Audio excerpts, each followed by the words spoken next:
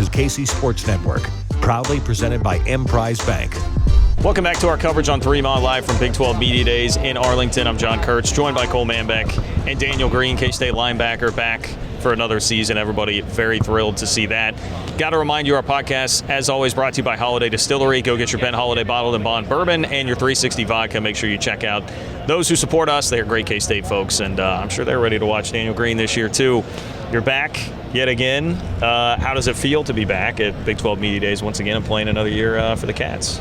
I feel like coming here just lets you know the season's right around the corner.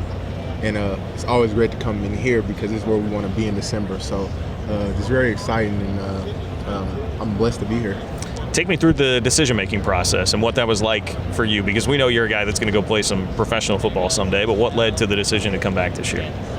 Really, it was just watching my film from last season and seeing how much I left out there because I wasn't really healthy all season, and obviously towards the back end of the season when I started getting healthy, I played a lot better. You could see it was like night and day, and that's just kind of how I kind of made my decision based off of how I want to be remembered and how, like, for me, personal goals like that I had set that this year I want to accomplish all those goals, and it gives me a better opportunity at the next level too, leaving with a better season. So really excited to come back with the group of guys that are coming back. Blessed to have a lot of those Snyder Soldiers come back with me. So feels so good to come back, and I'm excited to try to accomplish another goal of being here in December again. What was the decision-making process for you, though, Daniel? Like, when did you think you were definitely going to come back? It was probably days before I announced it, honestly. Yeah. Talking with just a lot of people that's close to me, people that have been there and in the league and done that. Very blessed to have a lot of guys that I can turn to, and they can give me an ear and give me advice. And it came down to prayer as well, and just feeling in my heart that this is what I should do. I'm not going to ask you to disclose your injuries last year, but and go into detail on that, but just how tough was it on you last year? We knew you were playing beat up, and you missed the Oklahoma State game, I think, but you even tried to give that a go. We were at the TCU game in Fort Worth when you got hurt, but just how difficult was that on you last season, knowing you weren't able to perform at your level because of the injuries? Yeah, it was very tough, but I wouldn't have been able to do it without my teammates, because when I wasn't even able to practice like most of the season, they'd be like, don't even worry about it, we got your back. Just be ready for Saturday, and we know you're going to show up and ball. So having guys around me that believed in me, the coaching staff trusting in me, and just getting me prepared each week too, like to play. Even when I was going through all that, it just shows you like how blessed you are to be a part of something like this at K-State, where you got coaches and teammates that are going to pull you and help you through moments like that. And that's why it was easy to come back, because I know people here are really my family. So I'm always happy to come back with those guys. Did I see you miss 10 weeks of practice last year? Is that right? Wow. So how is it getting ready for a game and going out there and playing if you haven't practiced? Like, how do you kind of bridge that gap and make sure that you're still ready to go? I think especially playing football is so hard, because a lot of it is each week the opponents are different. So at practice, we simulate the teams that we're going to play. Like the scout team is running the same plays, similar offense, and not being able to see those pictures, like being out there playing against it, and then Saturday being your first time you putting on cleats and running around, it's kind of tough, especially when you get later in the season, whereas like guys are getting even better because they're more confident in preparing, and then I'm, coming in on Saturday just playing. But I think me being an older guy who played a lot of football helped out a lot, but I wouldn't sit here and say it didn't have an effect on me, because it did, and that was a big reason why I did come back. How loaded is this linebacker room right now that you guys have? So loaded, and I was talking about it earlier. It's probably the most loaded room I've been in, and it's very exciting because a lot of these guys are young, So they're going to be here for a long time. You're going to be seeing them probably even here at Media Day in years to come, because it's a room that is so talented, and not just talented, but they're smart football players. And being a linebacker, that's more important than your skill, is being able to understand your responsibility, the guys around you's responsibility, and being able to be the quarterback of the defense. So having guys that are willing to learn and be bought into what we're doing and what we say mob mentality defense, it's so exciting to see those guys. I'm curious. So you talk about being the quarterback of a defense. Like what is like the checklist when you're walking up to the line, or you're walking out of the huddle to the play? Like, what are you going through? I need to identify this, and do this. Okay. First off, I look at down and distance. Well, I get the call. The call usually reflects down and distance. Coach Klanderman usually breaks down, like, okay, if it's 1st and 10, this will be in 2nd and 8, whatever, all the way 3rd, 4th. And then I'm looking at down and distance, obviously, because it can affect my pass drops, or it can affect the plays we might get. So, and then I'll look at the personnel, because I can make changes based off of if the quarterback is changing things, because that's my job. If they're moving guys around, I got to move guys around. And communication, if they come out and certain things like formations or personnel, I got to communicate with the will, or maybe even the corner or the safety, that we're always talking, or the D-line is mainly my guys I talk to the most. But it's just getting guys lined up and getting guys all on the same page so that we can execute. You mentioned the loaded linebacker room. Who are some guys that we maybe haven't seen flash yet that you expect big things out of? Des Purnell, Jake Clifton, Terry Kirksey, Austin Romaine, even guys like Rex Van Wy, which is like, I'm naming a lot of guys. Yeah. There's only 3 linebackers that can be out there. So that just show you like how deep we actually are in that room. And it only makes our room better, because it's a competitive room, you know. So guys want to be on the field, and guys understand like there's only can be 3 of them on the field. So it just raises the level of play. It raises the competition level, and it makes everyone better. Khalid Duke played on the outside linebacker position a lot last year in the 3-3-5. It sounds like he may slide down more to his natural DN position. What kind of a season do you expect from Khalid, and can he be a guy that really busts out this year in replacing Felix? I feel like last year he didn't get to really just do exactly what he wanted to do, and that's just be close to the quarterback, being on the line of scrimmage. One of the games that he did get to do that was Texas Tech, and he had 3 sacks. So that can just show you a little bit of what he's capable of, and I'm expecting him to be who he is, and that's a stud. Like, Khalid Duke is one of the best players on this football team, and letting him cut it loose is exactly what we want on our defense. Letting him get out to the quarterback and cause mayhem is going to help everyone out. I got to go back to, I heard you say earlier, did you say Snyder Soldiers? Yeah. Is that like guys that have been around since the Snyder era? Yeah, we always, I think maybe Hayden Gillum gave us that name or something. But yeah, we ran with it. It's just the last group of guys who were there when Snyder was there. It was our freshman year, our true freshman year. And yeah, that's what the name they're giving us. So how many of you guys are even left? It's like we were talking about this earlier. I think it's around 9 or 10. I know it's like me, Seth Porter, Phillip Brooks, Hayden Gillum, Jack Boomer, KT, Christian Duffy. Man, yeah, it's quite a few of us that's left. Brandon Plattner. Okay. Yep. What does that speak, though, to the culture that Chris Kleinman's created in the era of the transfer portal? You don't see guys stick around for even years 4 and 5 in a program, and you guys have had so many 6-year guys, 5th-year guys. Cooper Beebe's back for a 5th year. Exactly. Last year you had Eli back for a 6th year. You're back. And the culture that he has created for guys to want to stick around. Like I said, when you're part of something so special with guys that believe in you, but when you're down, they're going to help you pick you up, because we're really a family. We just don't say that. Like, it's really a family atmosphere. It's somewhere where you can trust in guys around you. You can know that they got your best interests, you know, especially the coaching staff. They're going to try to put you in positions to be successful, and ultimately they're going to help you become a better man, which is more important than just football, you know. And it's an atmosphere that I wish everyone could experience in college football, because nowadays you don't have locker rooms like that. You don't have places like that really want to see you succeed. So it's a testament to what Coach Kleinman has built here, and Yeah, it's really special. Yeah, Eli was such a big piece at the nose tackle, and he keeps guys off of you at the linebacker position to free you up. He's gone, but Uso stepping in. What do you make of the nose tackle position and the guys there, Uso and others?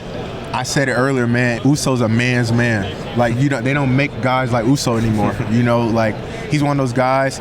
You look at him, you wouldn't think he can move the way he does, and how he can control the line of scrimmage. I think that's what Eli was so good at last year, being able to control the line of scrimmage. And Uso you can't move that guy off the ball. He's knocking guys back, and when you do that and you can be in the backfield, it makes everyone's job easy, especially in the 3 down. That's so important to control the line of scrimmage with 3 guys down there. So Uso is perfect guy for the job. You guys were picked second in the Big 12 preseason poll. Obviously, you're the defending champs. K-State had not been picked as high as second since 2004, so seems like some respect, but how'd you guys take that within the locker room? Honestly, we haven't even talked about it. We haven't talked about it at all in the locker room because we kind of don't really talk about our successes. We talk about what we have to do coming up this season and what's the expectations, what's the standard, and where we're trying to go, Thinking about last year it's only good to think about the experience of it, like playing Alabama, playing the Big 12 championship. Yeah. Those are all things that are building blocks, of what we can do and what we have done that can help us even be better this year. So I think that's the mindset that everyone on the team have, and I think that's the right mindset because you can't dwell on your past successes. That's why in the car, the rearview mirror is so small, and then the real mirror that's going forward is so big because where you're going is more important. You brought up the Bama game. We had Will on recently, and he was talking about how much that's been a motivating factor for him throughout the offseason. Right. How much is it for you, and how much are you guys talking about what that experience was like and how it went? I think, obviously, we wanted to win, but I feel like as a defense, talking about on the defensive side of the ball, we're like getting stops. Like, it just shows you where, like, we're not far off from being one of those elite teams in all of the nation, just not in the Big 12, because obviously, Nick Saban's one of the best. That Alabama team arguably could have been the best team in college football last year. So being able to go out there and compete, we don't look at L's as losses, we look at them as lessons. We always can build from it, but it just shows you that we're not that far off, and we got a lot to work on, so we're excited to do that. What do you make of the secondary, Daniel? Obviously, Echo's gone, Julius Brents, Josh Hayes, but obviously a lot of talent back. What are you guys, some guys standing out there at the corner and safety positions? Man, it's so many guys I can go on, but like guys like Will Lee, Jacob Harris, Keenan Garber, Jordan Wright. That's just the corner room right there. And in the safety room, is some Marquise Siegel, obviously, Kobe Savage, VJ Payne, young guys, Kobe McAllister. Like, all these guys, when I'm telling you, like, it's not just like, oh, they got potential. It's like these guys are already making plays. Like, they're already showing up in spring ball, making plays, and they're young. Or like guys like Will Lee just got there. His first day he had a pick. It just shows you kind of mindset guys are coming in with, knowing like our defense, we hold a standard on our defense of a mob mentality. So you got to come in ready to work and have that mentality that like we're going to get a stop and that we're going to get the ball back to Will and those guys because we trust and believe that they're going to get the job done. Switching gears a little bit, the offense led by Colin Klein, Will Howard, all the pieces, offensive line back. How good can this offense be? I know like a lot of people probably have been here saying like, oh, our offense or our team could be better than it was last year. But when I say like I really feel like the offense could be better than it was last year, because you got to remember Will took the realm later in the season, and he did what he did for the last 4 or 5 games of the season, which was phenomenal. But he's coming in knowing he's the guy with confidence, with the whole line back, with guys like DJ Giddens coming back, who was phenomenal behind Deuce with Trayshawn, and then other transfer guys, and other guys like Phillip Brooks who's coming back, and RJ Garcia who scored a touchdown right in his end zone.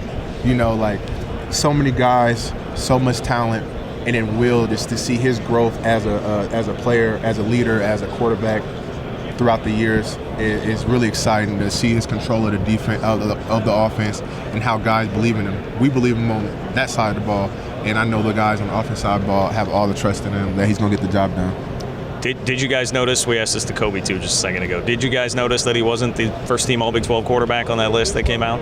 I noticed it later on because I always try not to look at like preseason things and things that are basically haven't been done yet. You know, because it's easy to get tied up into those type of things, and you can kind of put yourself up on something, and season time come, and it doesn't pan out the way So like, kind of our mindset here is like, we already have our goals. Well, our goals is our goals, and yeah, it's cool that other people have us ranked number 2 or these other accolades, but at the end of the day, the final in December is what matters. So Will not being on that list, I think it's going to just put fire in him, to have a chip on the shoulder, and that's a scary thing. You don't want a guy like him coming out there with a chip on the shoulder, and I think this is going to make the team way better. What's the hardest hit you've delivered in your K-State career? Honestly, it might be. I feel like I'm gonna have a bigger one this year, multiple. But I think last year, it's kind of a sleeper. But it was like the first game of the season. I wasn't getting any action all game. Me and Kobe were just talking about this like 10 minutes ago. He had a hit in the first quarter on the sideline. Turned us up, and I told him, I was like, I got to get one now. Like, I'm gonna get one. And I'd have no tackle all the way up until like the fourth quarter. They were just throwing the ball to the perimeter. They threw a screen, and I was like 30 yards away. And I was like, that's mine. I don't care. And I just sprinted down and tracked him down. And it was a hit. It was one of those ones. 'Cause I felt it in my body. I usually don't feel the hits when I hit people. I felt that one, though. And do you have a favorite play in your career that you made? I never really think about this. I feel like there's a lot of them, I feel like helping Eli on the goal line right there. That's it has to be one of those ones. Every play probably in the Big 12 championship that I got to make, like hitting Dugan and the stuff like that, is just, I feel like the more recent plays are the ones I remember the most. I want to go back to Will Howard real quick, and what makes him so special, good, and just his story in general. Like, you saw him struggle early on in his career and put in some situations that maybe were just out of necessity and he wasn't ready, but he stuck around, he persevered, and now look where he is. What makes him so good, and what do you make of his story? I'm just really proud of the man he's became, and the leader and quarterback he's became, because you got to think how hard it is to be thrown as a freshman, and guys are like, you're the guy now. As a true freshman, obviously Skylar Thompson is Skylar Thompson. He plays in the NFL now. So coming in and getting thrown into the fire like that, and obviously it didn't go right away how he wanted, and that's kind of tough, like you get put in that situation. You're not fully ready at that time, but keeping at it and being persistent and basically being a guy that's always going to be ready, because the same thing happened last year with Adrian. When he went down, it was like, Will, you're up again. And he took it as, I'm ready, and just to see his growth from 2020 to now, it just shows a testament to his character and how he really wants to be great. And I'm just so excited about what the season he can have this year, being the guy and having the trust and the confidence that he has amongst the whole team, not just the offense side of the ball, but the defense side of the ball. We're confident when we get a stop to get the ball in his hands, and he's going to go down there and score. So it's very exciting. You brought up the goal line stand. What do you remember, like, from that moment and just the series, the play when you finally get the stop? Take me through all that. It was a lot of talk right before. I remember we huddled up, and I talked to the defense a little bit right at that time. And Coach Clammer was trying to come up with a call because it was 13 personnel. We were going to be in a different call. If it was 12, we was going to be in a certain call. We had certain calls for certain personnels and things like that. And they came out, and I believe 12. So we got into a, can't remember exact call. I think it was like called, not Raptor, but it was a Tank. We was in Tank, that's what it's called. And we thought Duke was going to get the ball. That's what we were anticipating. And seeing the guard go down, seeing a fullback come through the hole, and then it was all kind of just like, and then seeing the ref say they were short, and the motion, it was just like, because if you remember overtime, it wasn't going our way at first. They were marching down, and it was kind of one of those things where we were telling each other we're built for this, this is what we do it for. We wouldn't want it no other way, right here, right now. Who's gonna get this stop? And we ended up doing that. So this is a special moment. It just shows the character of the defense and those guys. my brothers. I love those guys and what we were able to do on that play. Is there developing a little bit of a rivalry between you and TCU, do you feel like? Like, is it kind of chippy out there when you guys play? I feel like every game that we're in that's a close game, it can get a little chippy, you know, because football is a very emotional sport. It looks physical, but a lot of it's mental. And I had a lot of respect for TCU, especially Max Duggan after that game, because he was in there taking some shots, and he was in there laying on the line. At the end of the game, everybody left it out there. Like, it was nothing left in the tank. And that's what championship football is about, you know, like getting to those moments and leaving it all out there. And I have a lot of respect for TCU, you know, because they were not quitting, you know, even though we were up by 11 at one point, and it looked like everything was our way. They came back fighting, score, and put in overtime. So it just shows what they got going over there is special, and it's exciting to have teams like that in the Big 12 that it makes it competitive, because that's what we want. Yeah, well, we're looking forward to you being back here and doing it once again, Daniel. Thank you for joining us. Yes, sir. I appreciate you guys. Thanks, Daniel.